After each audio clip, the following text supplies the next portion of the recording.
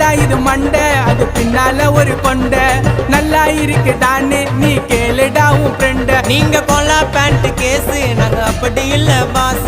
நீ யாரோ அண்ணா கேளு நாங்க ட்ரெண்டிங்கில மாசு. நீ டிக்டாக் லூசு உனக்கு வெண்டக்கா பேசு அப்பா பாக்கெட்டில துண்டத்தான் திருற கேசு. நீ டிக்டாக் லூசு உனக்கு கொய்யாக்கா பேசு அப்பா பாக்கெட்டில துண்டத்தான் திருற கேசு.